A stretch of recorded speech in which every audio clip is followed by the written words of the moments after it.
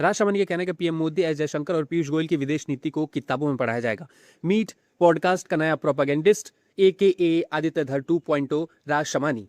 सुनो इसने क्या कहा अपने podcast. and PM Modi and now Piyush Goyal sir, they have done is it's one of a kind of diplomacy in the world. There's absolutely no doubt about it. Like they've become friends with how strategic autonomy को अगर clear किसी को example देना हो ना, ये PM Modi and his government. Like they have, ये I think at some point पढ़ाया जाएगा इस subject में. ये पढ़ा है इन लोगों के बारे में कि इन्होंने क्या किया है और how can you be friends with America and Russia, China and France, Israel and Iran.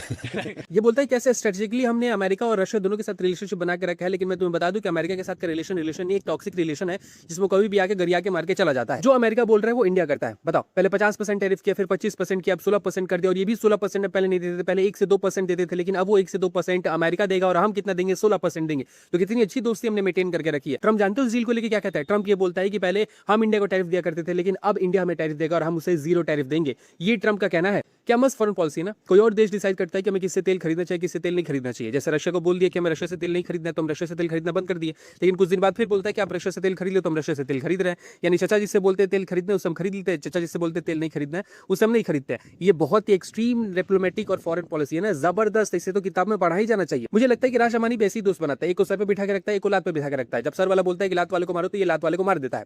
अब तुम डिसाइड कर लो कि कौन सर वाला है, कौन लात वाला है। एक और फॉरेन पॉलिसी के एग्जांपल देता हूं। इजराइल में तो पहले ही जाके अपना मदर फादर कर रहे थे। दूसरा ईरान की बात करो तो अगर ईरान से इतनी अच्छी दोस्ती होती तो ईरान ये नहीं बोलता कि जो भी कोई चाइनीज करेंसी में अपना क्रूड ऑयल खरीद रहा है, अपना तेल खरीद रहा है, उसको स्ट्रेट ऑफ हॉर्मोन से सेफली जाने दिया जाएगा। जो कि चाइनीज करेंसी में डील नहीं कर रहा है उसको नहीं जाने दिया जाएगा। तो ऐसा वो इंडिया के लिए बोलता है। इंडिया के लिए बोलता है कि जो भी इंडियन रुपीज में लोग चीजें खरीद रहे हैं, क्रूड ऑयल खरीद रहे हैं, उसको स्ट्रेट ऑफ हॉर्मोन से सीधे जाने दिया जाएगा, बाकी किसी को नहीं जाने दिया जाएगा। ऐसा लेकिन उसने चाइना को लेकर क्यों बोला? क्योंकि हमारी फॉरेन पॉलिसी बहुत जबरदस्त है। और कितना अच्छा दोस्त है ना ईरान हमारा, कि ईरान ने हमें 2 पोर्ट संभालने के लिए दिए थे। वो दोनों पोर्ट स्ट्रेटेजिकली और फाइनेंशियली बहुत ज्यादा इंपॉर्टेंट थे इंडिया के लिए, लेकिन अमेरिका ने बोला कि इन दोनों पोर्ट्स को खाली कर दो। तो इंडिया चुपचाप अपना बोरिया बिस्तर बांध के वहां से उठा के खाली करके चला गया। और वही अमेरिका ईरानियन शिप को, जो हमारे दोस्त थे जिनको हमने इन्वाइट किया था अपने यहाँ, उनको इंडियन ओशन में आके, हमारी टेरिटरी में आके उड़ा के चला जाता है। और इंडिया उस पर कंडोलेंस भी नहीं जता पाता है, दुख भी नहीं व्यक्त कर पाता है, बोल भी नहीं पाता है कि सही है या गलत। कितना कुछ बताऊं 1 मिनट की रील में। अगर 10 मिनट का वीडियो होता तो बखान कर देता, लेकिन 1 मिनट की रील में, 2 मिनट की रील में इतना ही आ सकता है।